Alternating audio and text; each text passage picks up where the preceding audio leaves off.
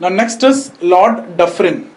Lord Dufferin. His time was 1884 to 1888. I told you after Mayo, whoever is coming, it's like 4 years, right? So 4 people, 4 years. 72 to 76, 76 to 80, 80 to 84, 84 to 88. Okay. So next four governor generals will have 4 years after Mayo. Mayo 69 to 72, and after his death, okay, he was only governor general who was killed in India in Andaman Nicobar. We have seen that.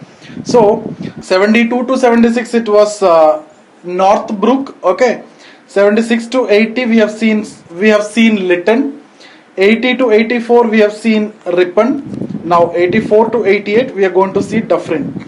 Now Dufferin is important because during his time, that is in 1885, Congress was formed. Indian National Congress was formed. Now what is the context of formation of Congress?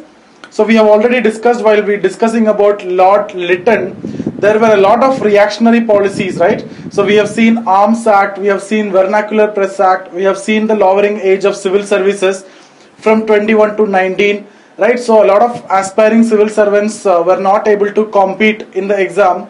And then we have seen the great famine during Lytton's time. So more than the famine, the government behavior was very bad. So all these things angered and annoyed the nationalists, and during this time nationalism was on the rise. So nationalism is emerging. There are a lot of other factors also, not only this. If you get a separate question on nationalism, you can write the reactionary policies of Lytton on one side. At the same time, the other factors which contributed towards the development of nationalism are new universities were established, right? We have seen Bombay, Calcutta, Madras universities were established, right? Then we have seen establishment of railways. Railways connected people across India, right? So earlier there were no such concept of unity or nationalism or oneness. Now there is a concept of oneness and nationalism. Okay, we are proud of our common culture. So nationalism has emerged, and along with that, the reactionary policies of Lytton now culminated into the formation of Indian National Congress in the year 1885. So Lord Dufferin's period is important for the formation of Indian National Congress in the year 1885. Now there were certain theories which is associated with the formation of Congress in 1885. Some people will say it as a safety valve. Okay, some people used to say it as a lightning conductor. Now these theories anyway we will discuss and we will evaluate towards the end of this discussion. Okay, so let's start off with Congress. We'll try to understand some facts and we'll try to understand the ideology of Congress. Okay, so INC was formed on 28th December 1885 and its first session was at Bombay. Originally the venue was fixed as Pune, but due to plague it was shifted to Bombay. Okay, so plague at that time was widespreading, so it was shifted to Bombay. Now first session was held at Sir Tejpal Guru Gokul Das Sanskrit Vidyalaya. So Sir Tejpal Guru Gokul Das Sanskrit Vidyalaya, the first session. Now in this 100 people attended. Okay, 100 people attended the session. Now out of this 72 were members. 72 were members. Okay, 72 members, and others were officials. Now the first president was W.C. Banerjee. First secretary was A.O. Hume. Okay, so these are the facts which you need to remember from the first session, right? So first session was held at Sir Tejpal Guru Gokul Das Sanskrit Vidyalaya. 100 people attended the session, 72 were members and the rest were 28 were officials. First president was W.C. Banerjee and the first secretary was A.O. Hume, right? First session was held at Bombay and on 28th December 1885. Okay, so these are the points that you need to keep in mind from first session. Now let's try to understand few more facts, or we are going to discuss about all these things in the coming session. Okay, so anyway we are going to discuss about everything, but let me quickly tell you what all things we'll discuss in the coming session. Okay, so we will discuss most important Congress sessions and the years and the president. So if you see 1905 is important, okay, because we will see Swadeshi movement. Okay, Swadeshi movement or partition of Bengal, right? So 1905. Then 1920, why it is important? Because we will see non-cooperation movement. Okay, now 1930 we will see it is important because civil disobedience movement we will see, right? 1942 we will come to Quit India movement. So all these things we'll discuss in that chronology itself. When it comes to 1905, we'll discuss about Swadeshi movement and partition of Bengal in detail. Same way, non-cooperation movement, civil disobedience movement, and Quit India movement, everything we will cover. The only time Mahatma Gandhi presided a session of Congress was in 1924. That was Belgaum session. Belgaum is in Karnataka. Okay. Now the first Swaraj resolution was passed in which session? 1906. First Swaraj resolution was passed in 1906. First Purna Swaraj was passed in 1929. So I hope you know the difference between those two. Anyway, we are going to discuss it. Okay. So here 1921 Purna Swaraj. Okay. So Purna Swaraj. 1916 Lucknow Pact. 1907. Why it is important? Because Surat split. Okay. So Surat split between moderate and extremist. We will discuss all those things. So I'll get questions on the basis of president, venue, year, events, etc. Right? Who was the first woman president? It was Annie Besant in the year 1917, and the session was held at Calcutta. But she was not the first Indian woman president. She was an Irish lady. So then obviously who was the first Indian woman president?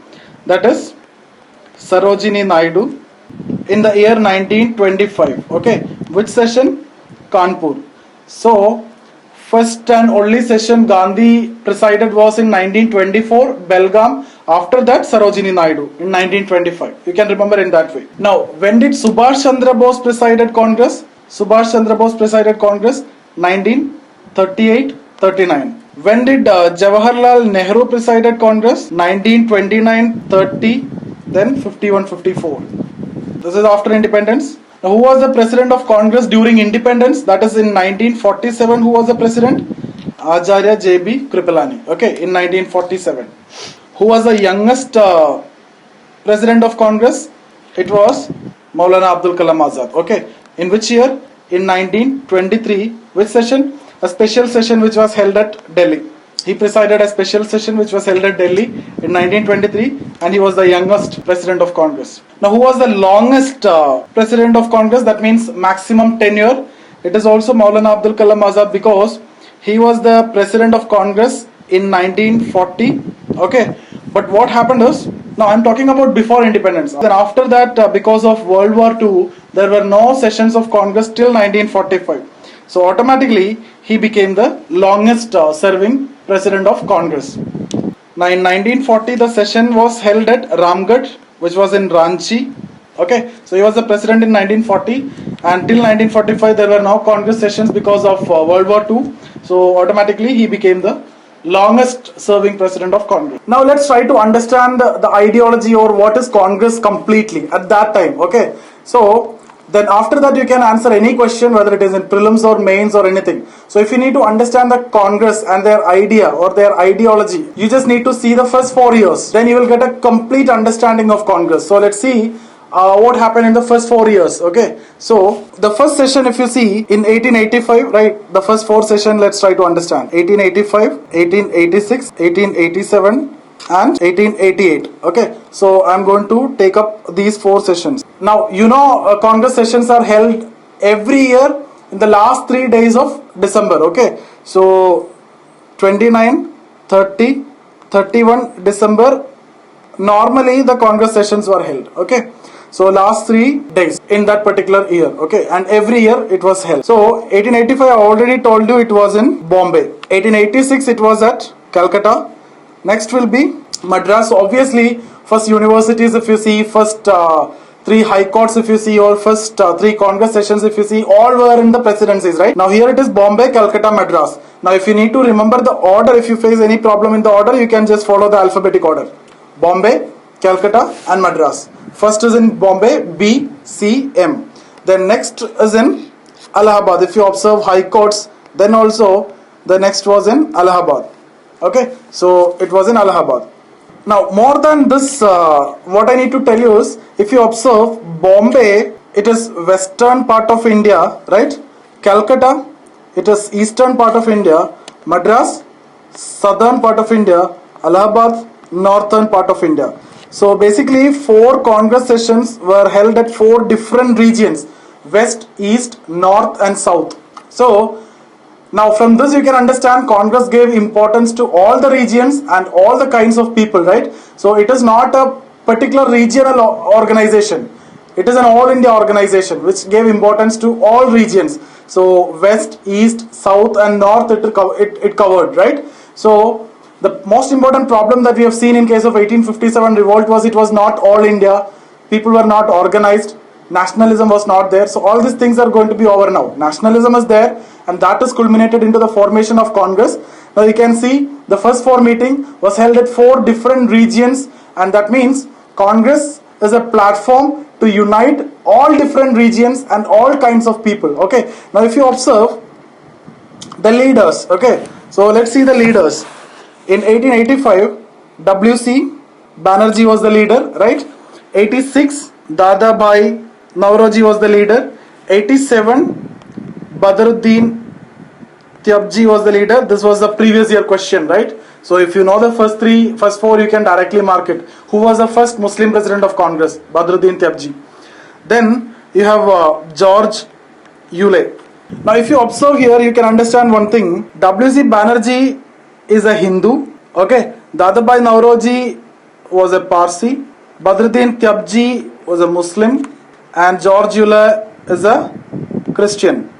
So they have given importance to all regions that we have seen here, because north, east, south and west. Now they are giving importance to all religions: Hindu, Muslim, Parsi and Christians. Okay, so all the 4 leaders are coming from 4 different religions. Not like, so basically the idea is Congress party is not a particular religious party. It is not a Hindu party, it is not a Muslim party, or it's not a Christian party, right? It's a all India party, it's all religious party. Members of all religions are part of Congress. That is the idea. So predominantly if you see, Indians were known in terms of different identities, either in terms of region or religion or caste, etc., right? So now Congress was formed with an ideology that everybody is Indian, everybody is given equal importance, all regions is considered, all religion is considered. Now one more interesting thing that you can observe here is the session was held 1885. The session was held at Bombay, and the presiding officer, that is W.C. Banerjee, was not a Marathi. Okay, he was a non-Marathi. Now the session was held at Calcutta, and Dadabhai Nauroji was a non-Bengali. Similarly, the session was held at Madras, and Badruddin Tyabji was a non-Tamilian, and same was applicable in case of George Euler also. So such was the kind of planning which was there while selecting the location and while selecting the presiding officers also. So basically Congress was formed on the basis of which ideology? The nationalist ideology. That means it is not a particular regional organization, it is not a particular religious organization. So it is all India organization, and everybody should be a part of this. So that's what actually Congress. So I hope you understood Congress completely. Now onwards we are going to discuss the most important years and most important events and the most important Congress sessions, and who presided the Congress sessions, what are the decisions made in the Congress sessions. Everything we will cover till 1947.